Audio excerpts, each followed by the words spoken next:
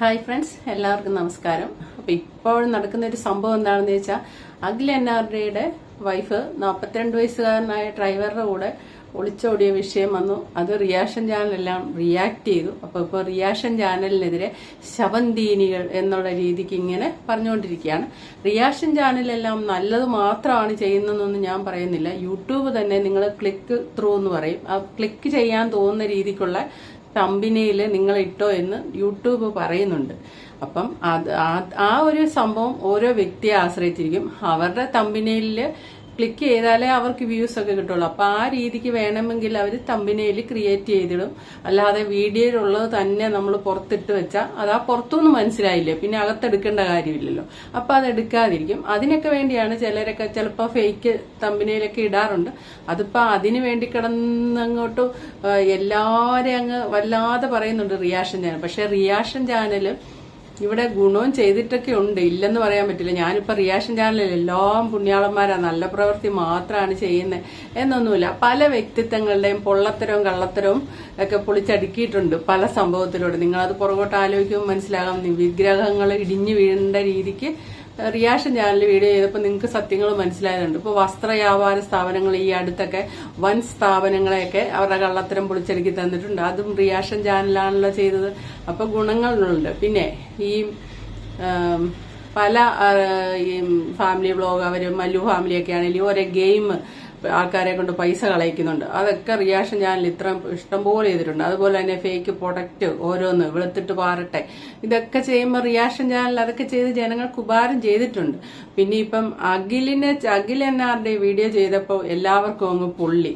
അത് പറയാൻ പാടില്ല, അത് അവന് വിഷമിക്കുമെന്ന്. പക്ഷെ ചെയ്തവരാരും ആ പയ്യനെ മോശമായിട്ട് പറഞ്ഞിട്ടില്ല. ആ പയ്യന്റെ ഹൃദയം അതുപോലെ കീറി മുറിച്ചു പോയ ആ പെണ്ണിനെയാണ് പറഞ്ഞത്. ഇപ്പൊ കേരളത്തിൽ ഇത് എന്ത് പറഞ്ഞാലും പെൺകുട്ടികള് ഈ കഴിഞ്ഞ ദിവസം ഞാൻ ചെയ്താൽ BPD അതായിരിക്കാം, ചാടി അങ്ങ് പോവുകയാണ്. ഒന്ന് പറഞ്ഞ് രണ്ടാമത്തേന് ചാടി പോവായിരുന്നു. അപ്പൊ ഇന്നും ചെയ്യുന്നത് അങ്ങനത്തെ ഒരു വിഷയമാണ്. ഒരു പെൺകുട്ടി അത് അതിന്റെ 16ാമത്തെ വയസ്സിൽ ഒരു പയ്യനെ ഇഷ്ടപ്പെട്ട അവന്റെ കൂടെ ഇറങ്ങി വന്ന് താമസിച്ചാണ്. അവൻ അന്ന് തൊട്ട് ഇന്ന് വരെ എന്ന് പറയുന്ന പോലെ ഓരോ പെണ്ണുങ്ങളെ വളച്ച് സ്വന്തമാക്കിക്കൊണ്ടിരിക്കും. കുറച്ച് കഴിയുമ്പോൾ അവളെ കളയും, വീണ്ടും വളയ്ക്കും. ഇതെല്ലാം 1-2 മക്കളും ഒക്കെ ഉണ്ട്, ഹസ്ബൻഡും ഉള്ള വീട്ടിൽ നിന്ന് അവരെ മൊത്തം ഉപേക്ഷിച്ചിട്ട് ഒരു സുപ്രഭാതത്തിൽ ഇവന്റെ കൂടെ ഇറങ്ങി കഴിഞ്ഞ് പോരുക ചെയ്യുന്നത്. അപ്പൊ ഇവൻ ഇവിടെ ഭാര്യയും മക്കളെ ഉപേക്ഷിക്കുന്നൊന്നുമില്ല. ഇവൻ അടുത്തത് കുറച്ചു കാലം ഇവരുടെ കൂടെ നിൽക്കും, പിന്നെ അടുത്ത ആളെ കൊണ്ടുവരും. അപ്പോഴെല്ലാം അവിടെ സംഭവിക്കുന്നത് ഈ അഖിൽ NRD കാര്യം പറഞ്ഞ പോലെ തന്നെ അവിടെ ഒരു ഭർത്താവുണ്ട്. ഇടിവെട്ട് പോലെ ഒരു വാർത്തയാണ്. ഒരു ദിവസം ഭാര്യയെ കാണാനില്ല, ഒരുത്തന്റെ കൂടെ ഇറങ്ങിപ്പോയി.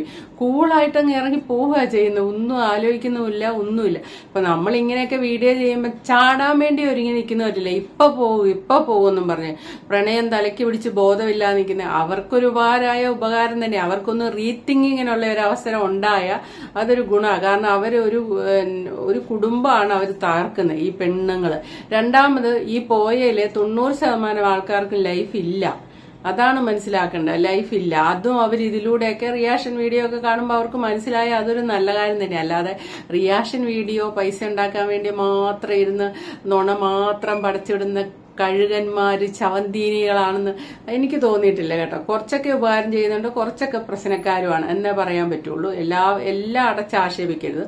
അപ്പൊ ഇന്നലെ എരുമേലിയിലെ സ്വന്തം ഭർത്താവ് വേറൊരു പെണ്ണിനെയുണ്ട്. ഈ പെൺകുട്ടി ഇഷ്ടംപോലെ കേസ് കെട്ടി ഈ ഭർത്താവിന്റെ പിടിച്ചിട്ടുണ്ട്. അപ്പൊ ഈ പെൺകുട്ടി എരുമേലി പോലീസ് കൊണ്ട് കേസ് കൊടുത്തു. അവിടെ ഈ ഒളിച്ചോടിയ പെണ്ണിനെ ഈ പെൺകുട്ടിയുടെ ഹസ്ബൻഡിനെ പിടിച്ചു. അപ്പൊ ഈ പെൺകുട്ടി വീഡിയോ പിടിക്കുന്നുണ്ട്. വീഡിയോ പിടിക്കരുത് പോലീസുകാർ പറഞ്ഞു.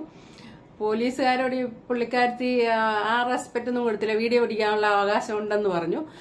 അങ്ങനെ പറഞ്ഞ് വീഡിയോ പിടിക്കുന്നു. എന്നിട്ട് അവളെ വണ്ടിയിലോട്ട്, അതായത് ഒളിച്ചോടി വന്നവളെ വണ്ടിയിലോട്ട് കയറ്റാൻ നേരത്തെ കിട്ടിയ അടിയുടെ ഇത് ഓർമ്മയുണ്ടെങ്കിൽ നീ എന്നൊക്കെ പറഞ്ഞ് വായത്തോന്നൊക്കെ വിളിച്ചു പറയുന്നുണ്ട്. അപ്പൊ ഈ പെൺകുട്ടിക്കെതിരായി ഇപ്പൊ കമന്റ് ബോക്സ്, അതായത് ഒളിച്ചോടിപ്പോയ ആ പെൺകുട്ടിയുടെ ഹസ്ബൻഡും ഒളിച്ചോടി വന്ന ആ പെണ്ണിനെയും കൂടെയാണ് പോലീസുകാർ പിടിച്ചിരിക്കുന്നത്.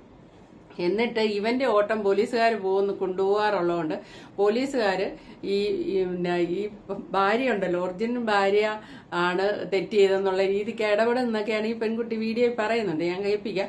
അപ്പൊ അതോടെ കമന്റ് ബോക്സ് ഈ പെൺകുട്ടി അഹങ്കാരിയാ, നിന്റെ കയ്യിലിരിപ്പോണ്ടാണ് പുള്ളി അങ്ങനെ പോകുന്നത്, നീ റീൽസ് ഇടിയിലൊക്കെ നിർത്തിയിട്ട് നീ വീട്ടുകാർ നോക്ക് എന്നൊക്കെ ഉള്ള രീതിയിലാണ് കമന്റ് വരുന്നത്. അപ്പൊ ആദ്യം അവിടെ എന്താണ് സംഭവിക്കുന്നത് നമുക്ക് വീഡിയോ എടുക്കാനുള്ള റൈറ്റ്സ് ഉണ്ട്, ഞാൻ എടുക്കും.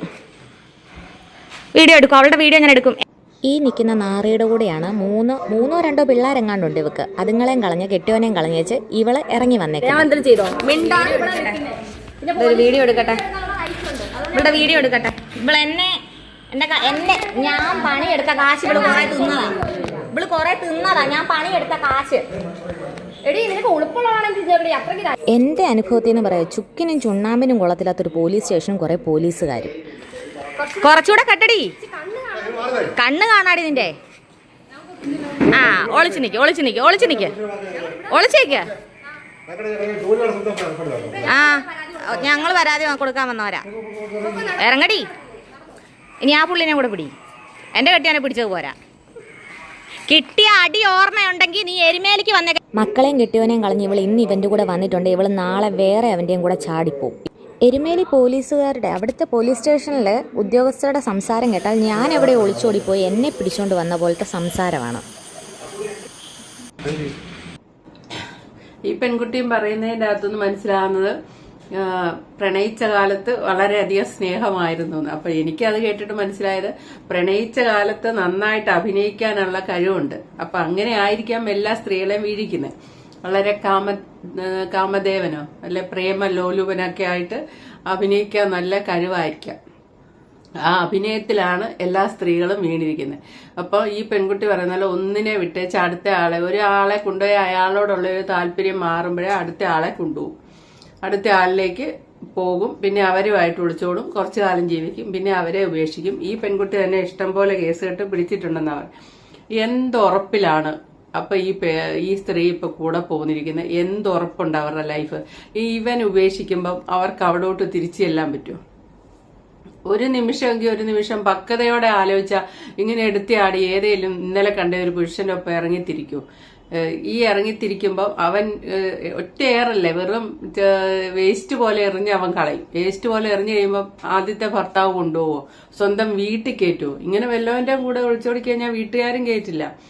എവിടെ ഇല്ലാതെ പെരുവഴി ആധാരം എന്ന് പറയുന്ന രീതിയിലെത്തും. ഇതാണ് ആ സ്ത്രീകൾക്ക് ഇപ്പൊ ഒരു അറിവുണ്ടാകേണ്ട കാര്യം. ഇതാണ്. ഇങ്ങനെ ഒളിച്ചോടിയാൽ അയാളുടെ ഒറിജിനൽ ഭാര്യ ഇരുന്ന് പറയുന്നുണ്ട് അയാൾക്ക് ഇത് സ്ഥിരം പരിപാടിയാണ്. അതൊന്ന് ഇന്നലെ ഞാനിട്ട് വീഡിയോയുമായിട്ട് സംബന്ധിച്ച് കുറച്ച് പേർക്കൊന്നും ക്ലാരിറ്റി കിട്ടിയിട്ടില്ല എനിക്ക് മനസ്സിലായി. എന്താണെന്ന് വെച്ചാൽ വിഷ്ണു എന്ന് പറയുന്ന എന്റെ ഭർത്താവ് കാഞ്ഞിരപ്പള്ളിയിലുള്ള ഒരുത്തിയെ വിളിച്ചുകൊണ്ട് വന്ന് 7 ദിവസമായിട്ട് ഞാൻ വിഷ്ണു പിള്ളേരും വേറെ വാടകയ്ക്കായിരുന്നു താമസിച്ചുകൊണ്ടിരുന്നത്. ഇവിടെ ഒരു 2 കിലോമീറ്റർ മാറി വിഷ്ണുവിന്റെ സ്വന്തം വീട്. ആ വീട്ടിൽ അവർ അച്ഛനോ അമ്മയോ ആരും ഉണ്ടായിരുന്നില്ല. അച്ഛൻ എവിടെയോ താമസിച്ചു പോയി.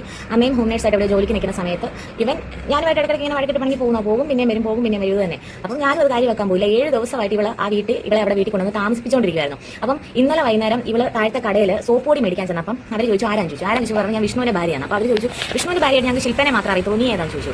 അങ്ങനെയാണ് സംഗതികളുടെ കിടക്കവശങ്ങൾ നാട്ടുകാരൊക്കെ അറിഞ്ഞു വരുന്നത്. ഇവളെ ഇന്നപോലെ വീട്ടിൽ കൊണ്ടുവന്ന് താമസിപ്പിച്ചേക്കുമായിരുന്നു എന്നൊക്കെ. ഇപ്പം ഇവളുടെ വീട്ടിൽ നിന്ന് മിസ്സിംഗ് ആയിട്ട് എന്ന് പറഞ്ഞ് കംപ്ലൈന്റ് ഒക്കെ കൊടുത്തിട്ട് ഇവളെ കാഞ്ഞിരപ്പള്ളി സ്റ്റേഷൻ ലിമിറ്റായിരുന്നു. കാഞ്ഞിരപ്പള്ളിയിൽ ഇവളുടെ കെട്ടിയോനെ മക്കളെ ഇവർക്ക് പിള്ളേരൊക്കെ ഉണ്ട്, പ്രായവൃത്തിയാണ്, കൊച്ചു പിള്ളേരൊക്കെ ഉണ്ട്. ആ കൊച്ചുങ്ങളെ കെട്ടിയോനെ വന്നപ്പം എനിക്ക് വിഷ്ണുവിന്റെ കൂടെ പോയാൽ മതി എന്ന് പറഞ്ഞാൽ ഇവള് എനിക്കുള്ളിൽ പോകുന്ന ഈ വീട്ടിലോട്ട്. അപ്പം ഇവിടെ വന്ന് അമ്മായിയമ്മയെ അറിയുന്നില്ല. അപ്പൊ കടയിലെ പുള്ളിക്കാരിയാണ് വിളിച്ച് അമ്മായിമ്മയോട് പറഞ്ഞിട്ട് അമ്മായിയമ്മ ഇന്നലെ കോട്ടയത്ത് നിന്ന് ഇവിടെ വീട്ടിൽ വരും, എരുമേലി വന്നിട്ട് എന്നെ വിളിച്ചു. ഇതുപോലെ ശില്പ എന്നെ പോലെ ഒരു സംഭവം ഉണ്ട്, ഒരു പെണ്ണിനെ കൊണ്ടുവന്നിട്ടുണ്ട് എന്ന് പറഞ്ഞ് എന്നെ വിളിക്കുന്നത്. അപ്പോഴാണ് ഞാൻ അവിടെ ചെല്ലുന്നത്. ഇട്ട വേഷത്തിലാണ് ഞാനും ചെല്ലുന്നത് ഈ സംഭവം അറിഞ്ഞിട്ട്. പക്ഷെ ഇവളെ ചൊല്ലി ഞങ്ങളുടെ വീട്ടിൽ പലതവണ പ്രശ്നങ്ങളും ഞാൻ പലതവണ ലൈവുകളും പല കാര്യങ്ങളും ഞാൻ പലതവണ ഞാൻ ഈ സോഷ്യൽ മീഡിയ തന്നെ ഇട്ടിട്ടുണ്ട്. എന്തിനാണ് വെറുതെ അവനവന്റെ പല്ലിനെ കുത്തി നാട്ടിക്കുന്നതെന്ന് ഓർത്തിട്ട് ഞാനത് പിന്നീട് ഡിലീറ്റ് ആക്കിയിട്ടുണ്ട്. പക്ഷേ അപ്പോഴും ഇവൻ നാട്ടുകാരോട് മൊത്തം പറഞ്ഞുകൊണ്ടിരുന്നത് ശില്പയുടെ കയ്യിലെ കുഴപ്പമാണ്, ശില്പ പ്രശ്നക്കാരിയാ, ശില്പ കാരണമാ എന്ന് പറഞ്ഞുകൊണ്ടിരിക്കുന്നത്. ഞാൻ പറയട്ടെ, ഞാൻ എത്രയെന്നും പറഞ്ഞുകൊണ്ട് ഞാൻ എത്ര കേസുകൾ പിടിക്കുന്നത്. ഇവൾ ഒരിക്കൽ തന്നെ അല്ല എന്നെ കെട്ടിയവൻ നല്ലവനാണെന്ന് ഞാൻ പറയത്തില്ല. കാരണം ഇവൻ ഒരു കേസല്ല, ഇവൻ ഒരുപാട് കേസുകൾ.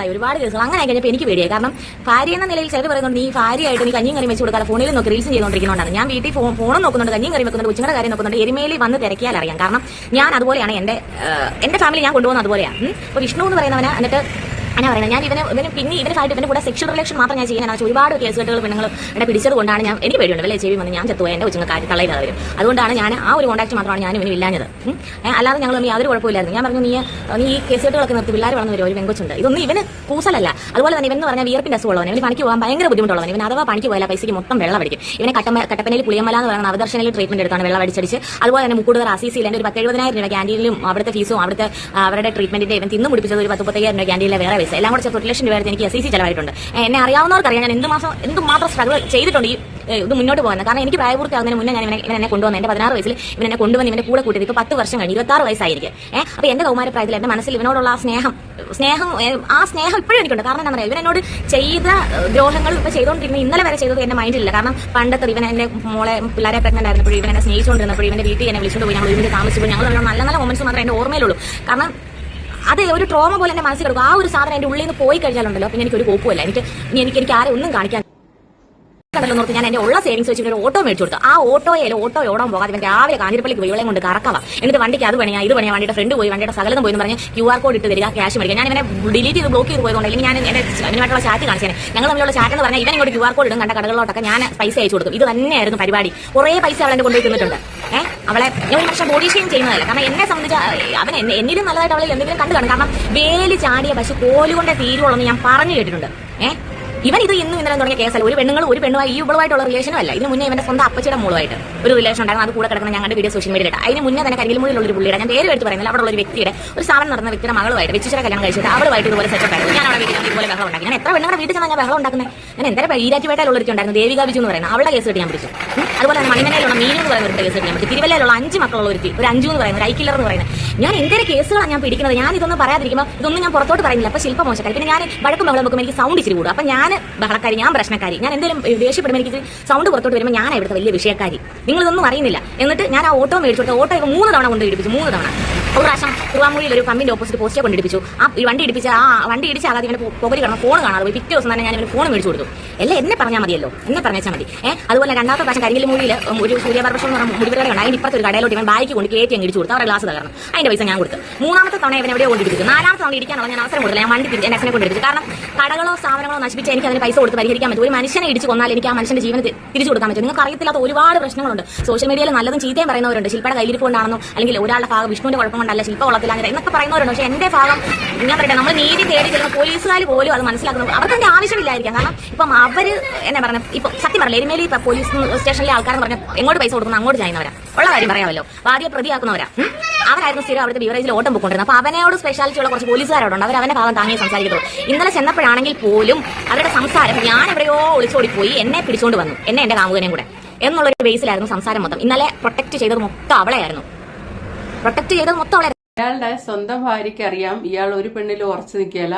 ഇഷ്ടംപോലെ സ്ത്രീകളെ ഇങ്ങനെ അയാൾ ഉപയോഗിച്ച് പോകുന്നുണ്ടെന്ന്. പക്ഷെ ഈ വന്നിരിക്കുന്ന പെണ്ണിന് അതറിയില്ല. അവളുടെ നോട്ടത്തിൽ ലോകത്തിലേക്ക് ഏറ്റവും മാന്യനും ഏറ്റവും സ്നേഹിയും ഏറ്റവും കെയറേട്ടനുമായ ആളാണ് ഇയാളെന്നാണ്. ആ ഒരൊറ്റ വിശ്വാസത്തിലാണ് അവൾ ഇറങ്ങി തിരിച്ചിരിക്കുന്നത്. ഇത് സത്യസന്ധമായിട്ട് ഇയാളുടെ ക്യാരക്ടർ പറയാൻ പറ്റുന്ന അയാളുടെ ആദ്യ ഭാര്യയ്ക്കാണ്. ആദ്യ ഭാര്യ എന്ന് പറഞ്ഞാൽ ഈ പെൺകുട്ടിക്കാണ് പറയുന്നത്. സ്ഥിരമായിട്ട് ഇയാൾ ഇതാ പരിപാടി ഇട്ടേച്ച് പോകും എന്നുള്ളതാണ്. ഈ പെൺകുട്ടികൾ ചാടുന്നതിന് മുന്നേ ഇതാണ് അറിയേണ്ടത്. ഈ ചാടാൻ ഒരുങ്ങി ബാഗൊക്കെ റെഡിയാക്കി ഇറങ്ങുന്നതിന് മുന്നേ ഈ പോകുന്നയാളുടെ ക്യാരക്ടർ അതെന്താണെന്നുള്ള അറിയണം. കൊണ്ടുപോയി അവർക്കൊരു ശരീരത്തിനോട് തോന്നിയ ഒരു ഭ്രമം, ആ പ്രേമമല്ലല്ലോ. ആ ഭ്രമം കഴിയാൻ 6 മാസം തന്നെ മതി. 6 മാസം കൊണ്ട് ആ ഭ്രമം അങ്ങ് അവസാനിക്കും. അപ്പൊ ഇട്ടേച്ച് പോയാൽ ഞാൻ പെരുവഴിയാണ്, എനിക്കാരുമില്ല, അതുകൊണ്ട് ഞാൻ ഇറങ്ങി പോണോ എന്നുള്ള. ഇനി പ്രണയിക്കാൻ പോയി കഴിയുമ്പോൾ സ്വയവേ മനസ്സിലാക്കാൻ, ഈ വ്യക്തിയെ മനസ്സിലാക്കാൻ ചിലപ്പോൾ സാധിച്ചെന്ന് വരികയില്ല. കാരണം അവരുടെ വ്യക്തിത്വം അങ്ങോട്ട് മാറ്റി വെച്ചിട്ട് അവരെ അഭിനയിക്കുന്ന ഒരു വ്യക്തിത്വമാണ് സ്ത്രീകളുടെ മുന്നിൽ കാണിച്ചുകൊണ്ടിരിക്കുന്നത്. അവരുടെ സ്വയം സ്വഭാവമൊന്നും ആയിരിക്കില്ല. വെള്ളമടിക്കുക പോലും ഇല്ലെന്ന് തന്നെ ഞാൻ പറയുമായിരിക്കും. വെള്ളമടി എല്ലാവിധ കാര്യമുണ്ടെങ്കിലും അങ്ങനെ പറയുമായിരിക്കും. പക്ഷെ ആ സമയത്ത് അത് തിരിച്ചറിയാൻ പറ്റില്ല. അയാളെ പറ്റി ഇറങ്ങി 10 പേരോട് ചോദിച്ചറിയുകയും ചെയ്യണം.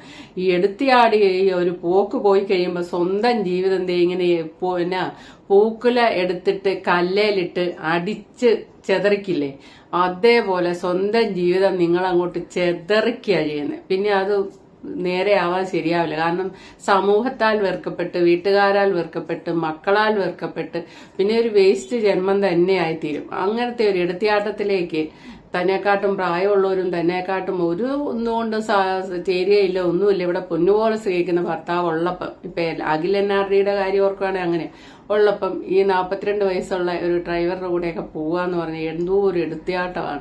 അതേപോലെ തന്നെയാണ് ഈ പെണ്ണും ചെയ്യുന്നത്. 2 മക്കളെയും ഭർത്താവിനെ ഇട്ടേച്ച് പോന്നിട്ട് ഷാള് വെച്ച് കണ്ണ് മാത്രം മറിച്ച് കെട്ടിക്കൊണ്ടിരിക്കുക. എന്തോ വലിയൊരു അഭിമാനം, എന്ത് അഭിമാനമാണോ ഉള്ളത്.